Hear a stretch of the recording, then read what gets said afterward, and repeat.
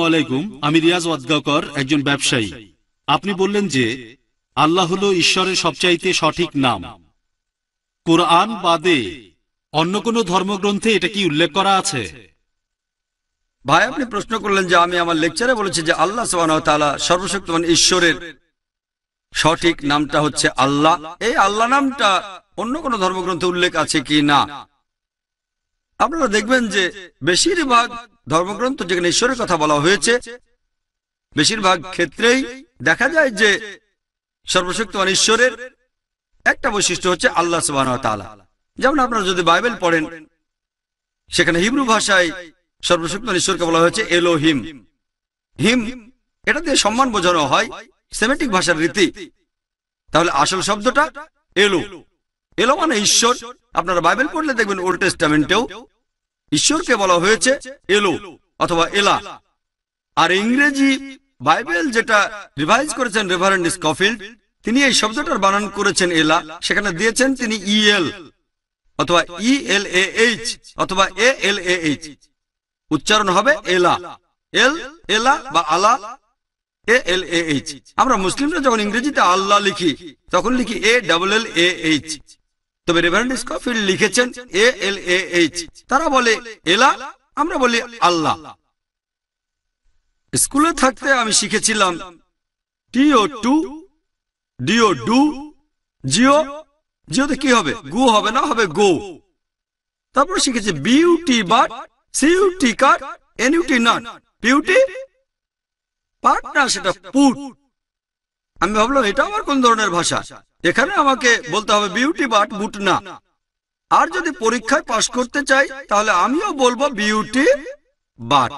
জিও এটা গু না, হবে গো। এখন এটাই তাদের ভাষা। একইভাবে আমরা জানি সঠিক উচ্চারণটা হচ্ছে আল্লাহ।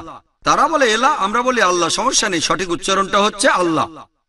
পরে স্কফিল্ড বুঝলেন তিনি যেটা করেছেন তাতে কোরআনের আরো কাছাকাছি এসে গেছে, এতে লোকজন আপত্তি জানাতে পারে। তাই পরের এডিশনে তিনি এটা বাদ দিয়ে দিলেন, ALAH বাদ দেওয়া হলো।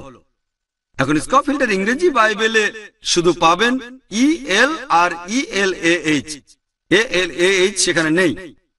তবে এত কিছুর পরও, তারপরও আলহামদুলিল্লাহ আল্লাহ সুবহানাহু ওয়া তাআলার দয়ায় প্রত্যেকটা বাইবেলে তারপরেও আল্লাহ শব্দটা এখনো রয়ে গেছে। কারণ পবিত্র বাইবেল অনুযায়ী, তাদের মত অনুযায়ী যীশু খ্রিস্টকে যখন ক্রুশবিদ্ধ করা হলো, এটা আছে গসপেল অফ ম্যাথিউ অধ্যায় নম্বর 27 অনুচ্ছেদ 46।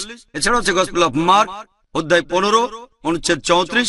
যিশুকে যখন ক্রুশবিদ্ধ করা হলো তিনি বলেছিলেন এল্লাই এল্লাই লামা সাবাক্তানি, যার অর্থ হে ঈশ্বর, হে ঈশ্বর, কেন তুমি আমাকে পরিত্যাগ করলে? এখন আমি খ্রিস্টানদের প্রশ্ন করি, এটার অর্থটা কি? এল্লাই এল্লাই লামা সাবাক্তানি, এটা একটা হিব্রু ধৃতি। তবে এটা সব বাইবেলে আছে। ইংরেজি বাইবেলেও হিব্রু ধৃতিটা আছে।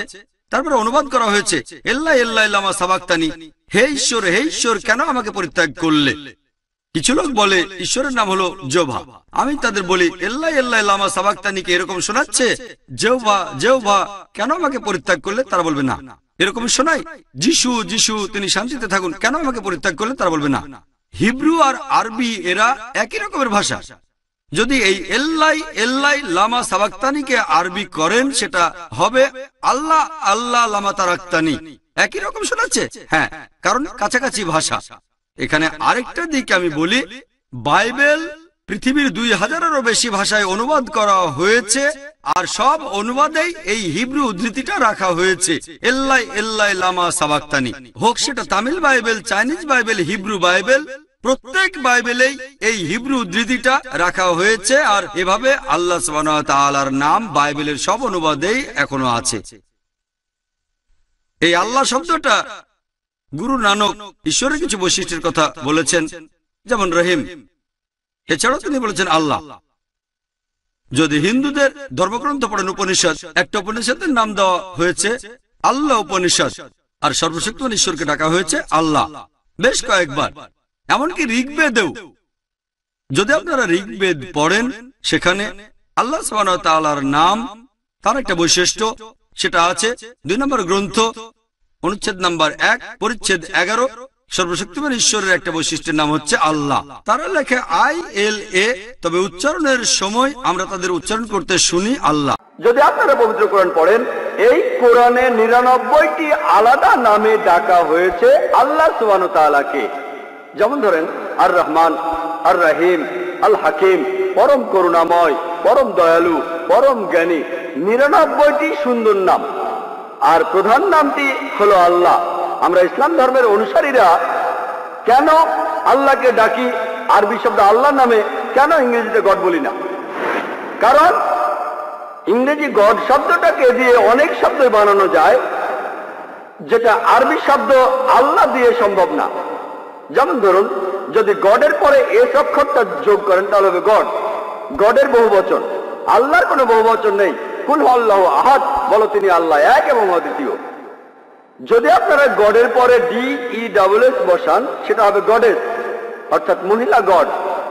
পুরুষ আল্লাহ বা মহিলা আল্লাহ বলে কিছু নেই ইসলামে। আল্লাহ সুবহানাহু ওয়া তাআলা এক, অদ্বিতীয়, তার কোনো লিঙ্গ নেই।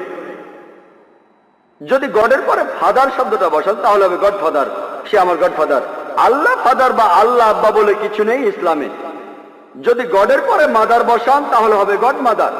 আল্লাহ মাদার বা আল্লাহ আম্মি বলে কিছু নেই ইসলামে।